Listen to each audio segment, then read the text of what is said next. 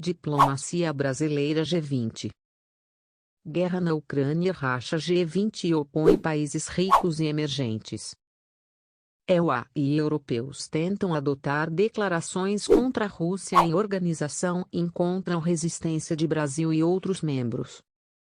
12 de março de 2022 às 12 horas. Edição impressa.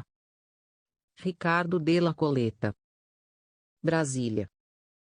A guerra na Ucrânia abriu um racha entre as potências ocidentais e os países emergentes no G20, grupo das maiores economias do mundo, e já faz negociadores dos Estados-membros colocarem em dúvida a viabilidade da cúpula de líderes de novembro, na Indonésia.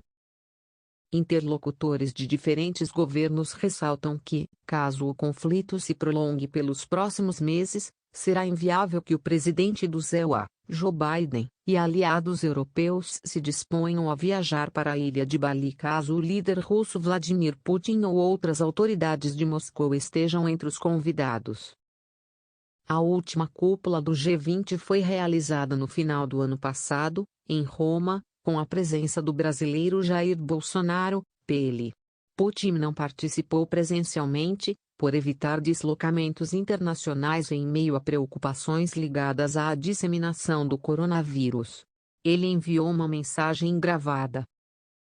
A divisão na organização ficou evidente em uma recente reunião técnica, no final de fevereiro, convocada pela Indonésia. O encontro ocorreu entre os chamados Sherpas, diplomatas que conduzem anualmente os trabalhos do grupo até a realização da reunião de chefes de Estado. A ideia de Jacarta era que a videoconferência de Sherpas passasse ao largo da guerra na Ucrânia, com o diálogo centrado na agenda de cooperação lançada pela presidência rotativa sob o lema de uma recuperação econômica pós-pandemia mais forte e sustentável. No entanto, as delegações dos EUA e de europeus defenderam que o G20 tomasse uma série de ações contra a invasão russa. Primeiro, pediram que o grupo condenasse em termos duros a agressão de Moscou, argumentando que o colegiado deveria emitir uma declaração conjunta ratificando a recente resolução aprovada pela Assembleia Geral da ONU com críticas à operação militar. Eles também pressionaram por um apoio ao pacote de sanções contra Putin, figuras-chaves do regime e a economia do país.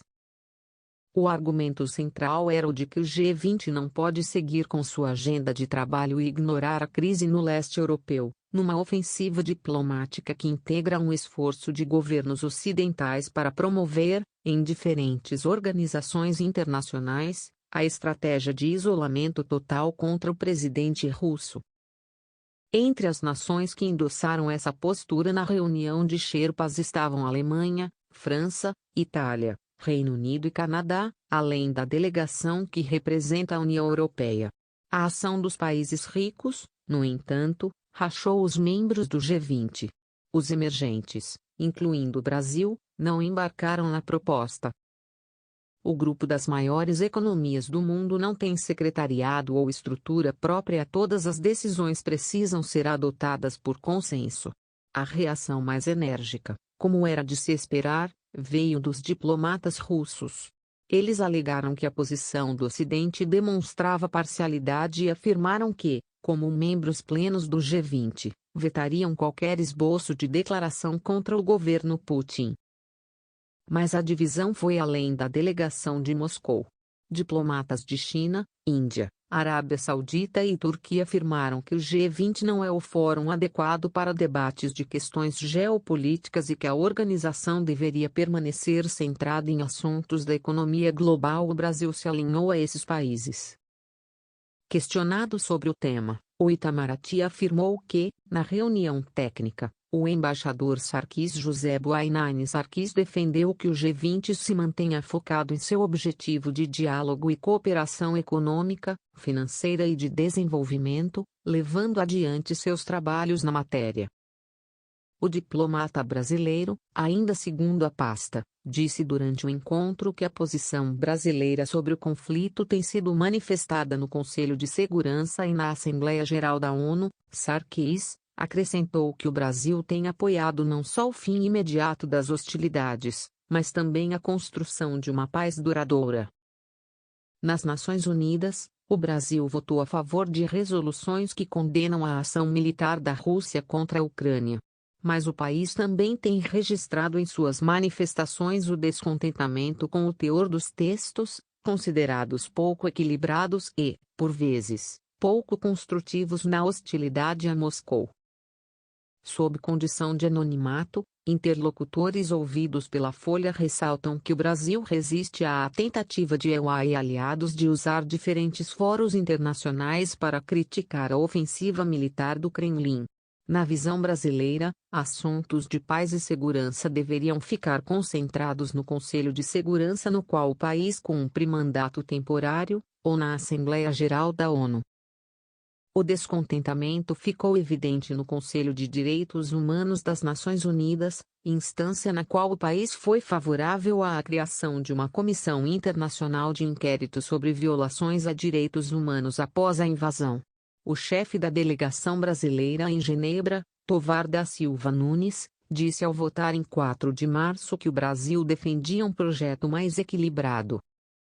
Também estamos frustrados com o fato de que nossos comentários sobre linguagem-chave sobre paz e segurança não foram devidamente levados em consideração. O texto ainda contém uma série de referências que seriam mais bem abordadas em outros foros da ONU, afirmou o diplomata na ocasião. O caso do G20 seguiria a mesma lógica. Trata-se de um fórum de cooperação econômica que, pelos interesses dissonantes de seus membros em assuntos políticos, dificilmente consegue alcançar consensos em assuntos de segurança internacional. A Folha Itamaraty disse que, ao longo dos anos, o escopo do grupo se expandiu para além da cooperação econômica, comercial e financeira, englobando temas relacionados ao desenvolvimento sustentável.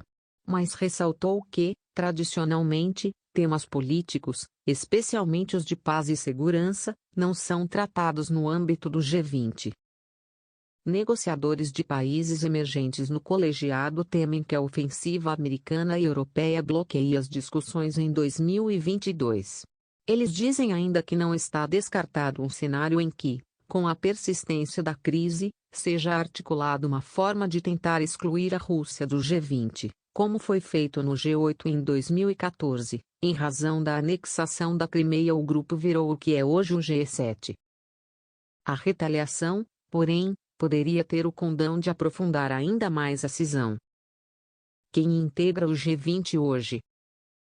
África do Sul, Argentina, Brasil, Canadá, EUA, México, China, Japão, Coreia do Sul, Índia, Indonésia, Arábia Saudita, Turquia, União Europeia, Alemanha, França, Itália, Reino Unido, Rússia e Austrália.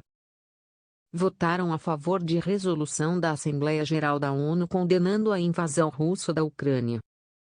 África do Sul, China e Índia se abstiveram, e a Rússia votou contra. A União Europeia é um bloco que não integra a ONU. Lá fora. Semanalmente,